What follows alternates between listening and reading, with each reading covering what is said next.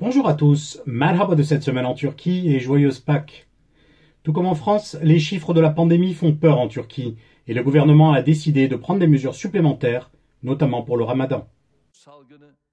Le président et chef de l'AKP, Recep Tayyip Erdoğan, a annoncé de nouvelles mesures pour freiner la pandémie lors d'une déclaration de presse le 29 mars.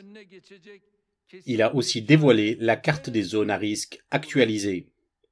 Dans le cadre de ces mesures, le couvre-feu en semaine entre 21h et 5h du matin continuera de s'appliquer sur la totalité du territoire.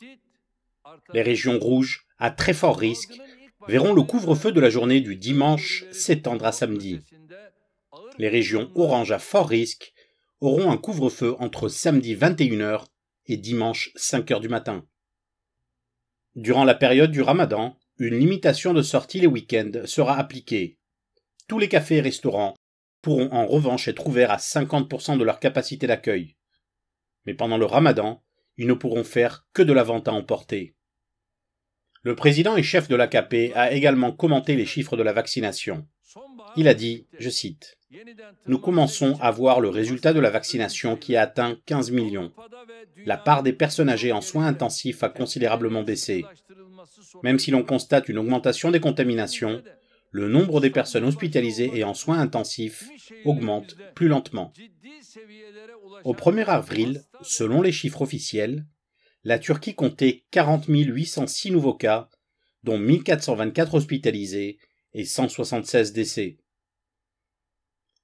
L'opposition n'a pas manqué de rappeler les congrès pleins à craquer de l'AKP qui se sont déroulés sans aucun respect des mesures sanitaires. Une semaine après le congrès ordinaire national de l'AKP d'Istanbul, les sections locales ont commencé à publier, un par un, les messages annonçant la contamination de leurs cadres. 4 présidents de sections locales, 2 députés, 3 maires, des dirigeants de branches femmes et branches jeunes et plusieurs militants qui avaient fait le déplacement sont concernés. Le député du İYİ Parti, Erhan Usta, a réagi. « Vos congrès Lebaleb se sont terminés et vous attendez encore des sacrifices de la part du peuple. Ce qui devrait être rouge, c'est votre visage, mais ça m'étonnerait que ça arrive. » Le député du CHP, Mahmoud Tanal, a dit « Ils font payer l'addition de leur congrès Lebaleb réalisé sans respect des conditions de la pandémie aux citoyens.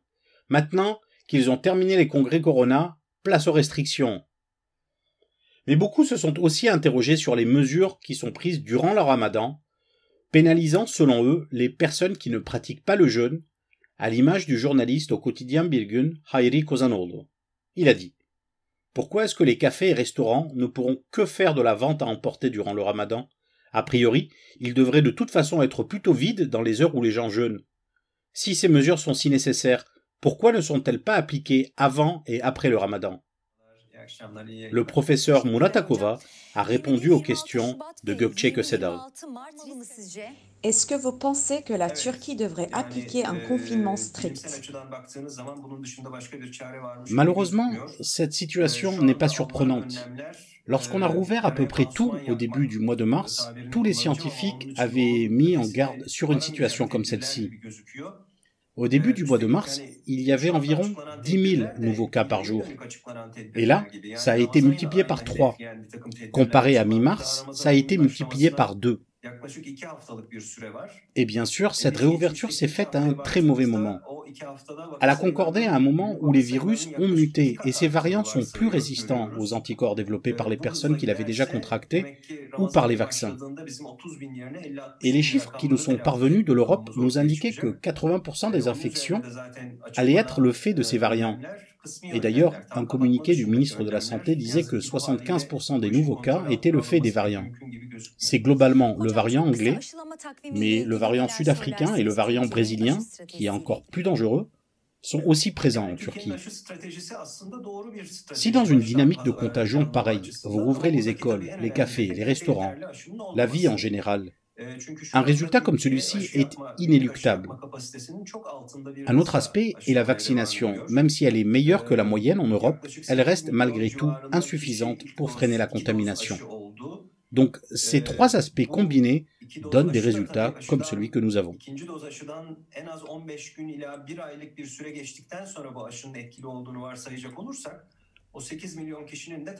Oui, scientifiquement parlant, il n'y a aucune autre solution envisageable. Les mesures prises actuellement sont un peu comme un pansement sur une blessure, sans aller plus loin. Et d'ailleurs, ces mesures semblent surtout cibler la période du Ramadan, mais ça commence dans 2 semaines. Et quand on regarde les chiffres d'il y a 2 semaines, on se rend compte qu'ils ont doublé dans cette période. À cette vitesse, au début du Ramadan, on aura entre 50 et 60 000 cas quotidiens. Et les autres mesures sont aussi partielles. Donc globalement, il ne me semble pas possible, dans ces conditions, de reprendre le contrôle de la situation. La pandémie ni la police n'auront empêché les femmes et les étudiants de battre le pavé pour manifester leur mécontentement. Que ce soit pour la liberté des universités ou pour l'égalité homme-femme, les manifestations ont continué cette semaine.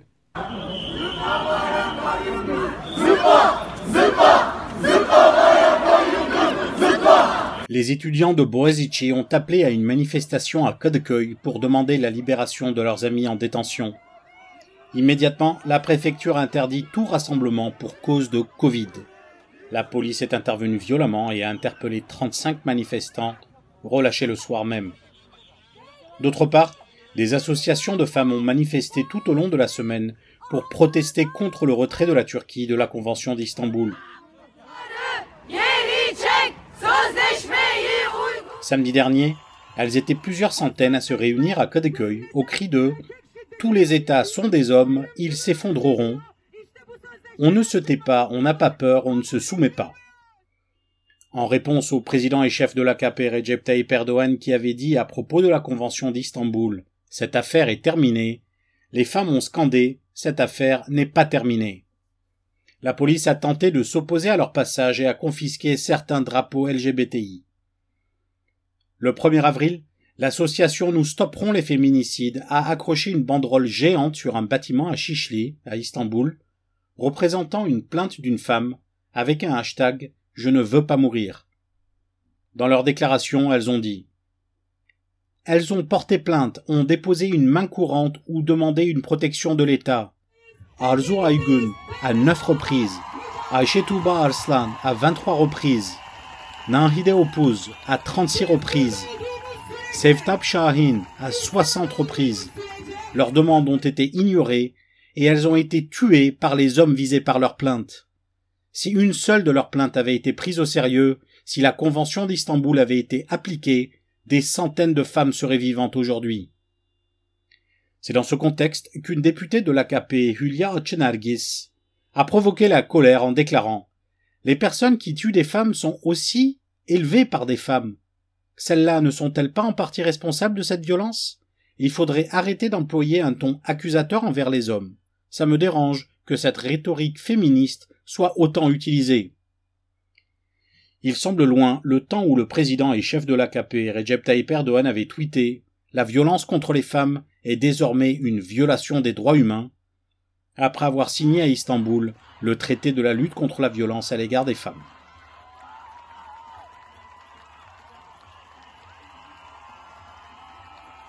Si les jeunes et les femmes semblent représenter un danger pour le pouvoir, il y a d'autres institutions qui dérangent et qui sont dans le viseur. Le HDP, mais plus surprenant encore, la Cour constitutionnelle jugée trop laxiste par le parti d'extrême droite, le MHP. Son chef a demandé la dissolution de la juridiction la plus élevée de ce pays. La Cour constitutionnelle a examiné en première instance la demande du procureur de la République visant à dissoudre le deuxième parti d'opposition du pays, le HDP. Mais elle a jugé que le dossier comportait de nombreuses erreurs et vices de forme, elle l'a donc renvoyé. Une fois les corrections effectuées, la Cour réexaminera la demande. Le procureur Bekir Şahin avait motivé sa demande en expliquant que le HDP était devenu le centre d'impulsion d'actes portant atteinte à, je cite, « l'intégrité et l'unité indivisible de l'État avec sa nation et son pays ». La même formule qui figurait sur la Constitution de 1982 rédigée par les généraux putschistes. Dans ses réquisitions, il demande également une privation de droits civiques pour les 682 personnes les plus actives du mouvement kurde, y compris Selahattin Demirtas, arrivé 3e aux 2 dernières élections présidentielles. Dans le même temps, le député Ömer Faruk Gergerlioğlu, déchu de son mandat pour propagande terroriste, a déclaré attendre son interpellation chez lui. Devlet Bahçeli, chef du parti ultranationaliste MHP et allié du pouvoir, avait à plusieurs reprises demandé la dissolution du HDP. Cette fois-ci, il a doublé la mise et a également demandé la dissolution de la Cour constitutionnelle, accusée d'être, je cite, « indifférente à la lutte contre le terrorisme et le séparatisme menée par l'État ». Il a dit « La dissolution de la Cour constitutionnelle au même titre que le HDP est un objectif qu'on ne peut plus reporter ». Pour le procureur de la République à la retraite Ömer Faruk Eminaoğlu, ces paroles expriment purement et simplement une conception fasciste de la gouvernance avec une absence totale d'institutions de contrôle du pouvoir. La Cour constitutionnelle avait dans le passé été la cible d'attaque du ministre de l'Intérieur Süleyman Soylu. Pourtant, la totalité des 15 membres de cette Cour ont été désignés par le Parlement à majorité AKP ou par des politiques issus de ce parti. Mais visiblement, cela ne suffit pas. La révolution permanente, un terme qui pourrait s'appliquer partiellement à la Banque centrale turque. Le changement continue à la tête de cette institution sur fond de questions concernant la gestion passée. Murat Çetinkaya, l'adjoint au gouverneur de la Banque centrale, qui avait lui-même changé la semaine dernière, a été limogé par décret présidentiel lundi dans la nuit. Il a été remplacé par Mustafa Duman. Le même soir, Ömer Duman, membre du Conseil de la politique monétaire, l'organisme de la Banque centrale chargé de déterminer les taux d'intérêt, a été remplacé par Ertan Aydın. La livre turque a encore perdu de la valeur à l'annonce de la nouvelle, pour se ressaisir un peu plus tard. Si aucun communiqué n'a expliqué les raisons de ce changement, Reuters a cité 3 officiels préférant rester anonymes pour avancer une théorie. L'ex-gouverneur Naci Ağbal aurait voulu en savoir plus sur les réserves de devises, 130 milliards de dollars, vendues sous la direction de Berat Albayrak, afin de soutenir la valeur de la livre turque. Cette thèse avait été évoquée une semaine avant par Ali Babacan, lui-même ancien ministre de l'économie, qui dispose toujours de contacts dans les milieux de la finance publique.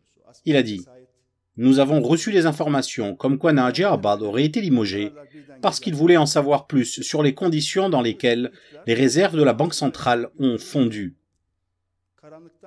Il y a déjà plusieurs mois que le principal parti d'opposition, le CHP, a lancé une campagne sous les hashtags « Où est le gendre ?» et « Où sont les 128 milliards de dollars ?»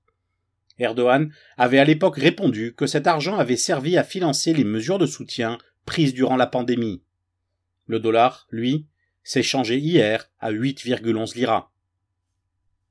C'est une affaire qui a secoué la classe politique et les réseaux sociaux, celle d'une ligne de cocaïne prise au mauvais endroit au mauvais moment. Une affaire rocambolesque qui met en scène des réussites économiques parfois un peu trop rapides. Un permanent de l'AKP a défrayé la chronique suite à la diffusion d'une vidéo où il prise de la cocaïne au volant d'une voiture de luxe. Kürşat Ayvaturlu, 28 ans, était inconnu du grand public jusqu'alors. Dans un pays où l'alcool et la cigarette sont floutés à la télévision, les images ont choqué la base du parti islamo-conservateur. Pour les autres, c'est surtout l'apparence de luxe qui est interrogée. Le héros, malgré lui de la vidéo, a gravi les échelons à la mairie de Kastamonu. Cet ancien soudeur qui a arrêté les études au lycée, a intégré l'équipe municipale pour devenir adjoint à la culture. Puis, après la défaite de son parti aux élections municipales, il était devenu permanent au siège de l'AKP à Ankara. Dans plusieurs autres images, on le voit dans des établissements de luxe, au bras de femmes ou à la piscine en train de siroter un cocktail. L'affaire, qui pourrait sembler anecdotique, a provoqué de la colère. Dans un contexte de crise économique et de discours sur les valeurs morales de l'AKP, le train de vie exubérant des personnes qui gravitent autour du parti au pouvoir depuis 19 ans pose des questions sur l'origine douteuse de l'argent. Immédiatement lâché par son parti, il a été entendu par le procureur, mais uniquement sur la drogue. Après avoir expliqué que ce n'était pas de la cocaïne, mais du, je cite, « sucre glace », et qu'il avait fait ça pour faire une blague, le jeune a été relâché. Aussitôt, sucre glace est devenu tendance numéro 1 sur Twitter, provoquant colère et moquerie. Le célèbre gourmet Vedat Milor a même publié « Ça fait 40 ans que je suis dans le domaine de la gastronomie, et je dois avouer que c'est la première fois que j'entends qu'on pouvait consommer du sucre glace par le nez. » Le lendemain, Kürşat Ayvaturlu a été interpellé une deuxième fois, puis placé sous contrôle judiciaire et assigné à résidence. Livrant sa version des faits dans un communiqué et une interview, Aivatolo a expliqué être un revendeur de voitures de luxe et avoir intégré le siège de l'AKP dans l'espoir d'élargir son réseau. Pour lui, cette vidéo était les résultats d'un chantage mené par des amis d'enfance jaloux afin de lui extorquer de l'argent. Selon Transparency International, la Turquie est 86e dans le classement de la corruption, au même niveau que le Burkina Faso et derrière la Biélorussie. C'est tout pour cette semaine. Merci de votre fidélité. N'hésitez pas à soutenir les médias indépendants sur Patreon et YouTube. À la semaine prochaine.